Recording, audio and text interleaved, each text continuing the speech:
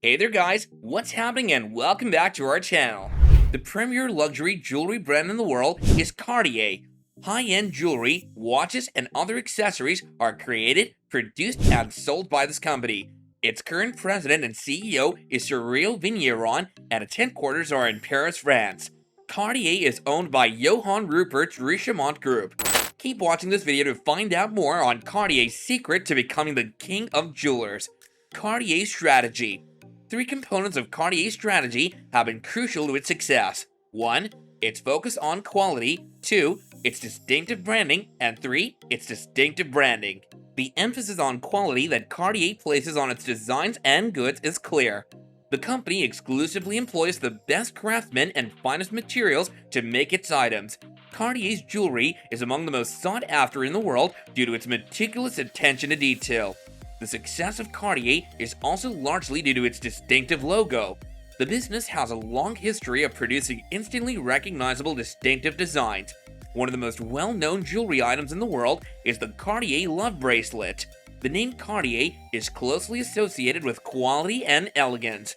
Furthermore, Cartier's dedication to providing excellent customer service is unmatched. The business has a vast network of retail locations around the world and provides a number of services like care and adjustment, personalization of creations, and repair. In this case study of a strategy, we'll discover how the Maison utilized these three factors in combination with unmatched familial loyalty to conquer the entire globe. Cartier's first strategic decisions and Paris's reform. Cartier would concentrate on overcoming very specific obstacles during the early stages of his company's existence. First of all, Francois still owed money to Picard and a few members of his family for buying the store. Second, the Cartier company wasn't renowned or well-known enough to draw big-name clients who could support his enterprise. He therefore understood that his first doable objective was to make his company name known in the industry. So how did he do that, you ask? On April 17, 1847, he made his first step by registering his own maker's mark, which would set him apart from Picard. But he was aware that his master's name was respected enough for him to profit from it. As the successor to M. Picard, Cartier listed his name in the Paris d'Almanach directory within a year. Francois continued to practice his trade of creating jewels, but he didn't stop there. He significantly increased his inventory, selling anything from pearl accessories to diamond earrings and crystal bracelets. Since he was unable to attract nobility, he sold to other workshops and fellow jewelers in order to maintain his business. Cartier, though, was unfortunate.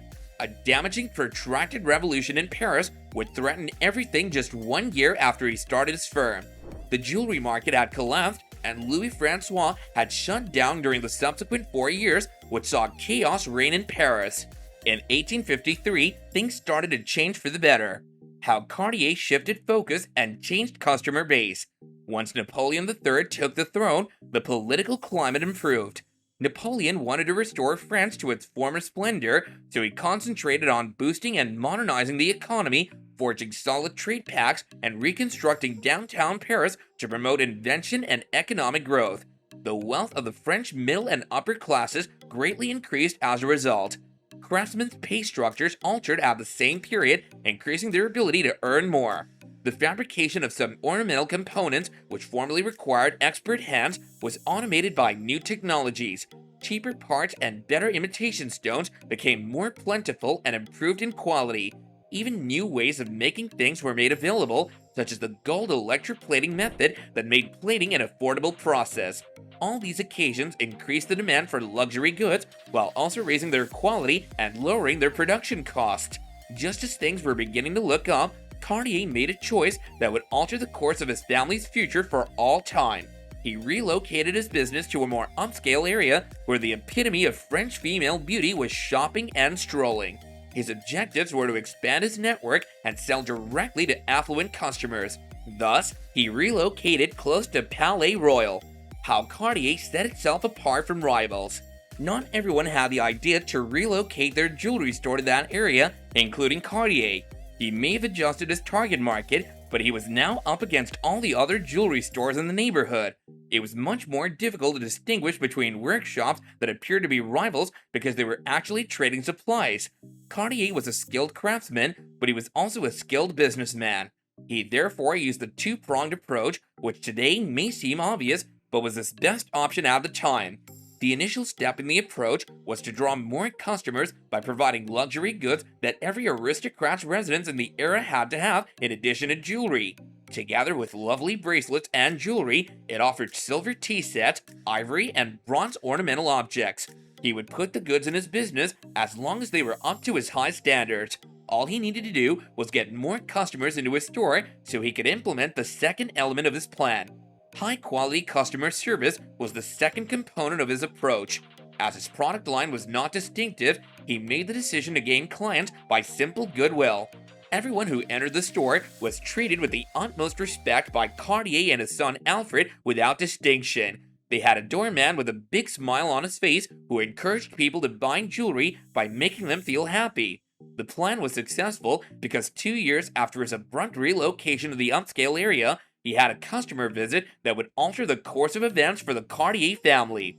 The pivotal moment that sparked record-breaking growth. That day, the Countess of Nuremberg bought a substantial quantity of different cameos. Since then, she's been a consistent Cartier customer, purchasing more than 50 items over the course of the following 3 years.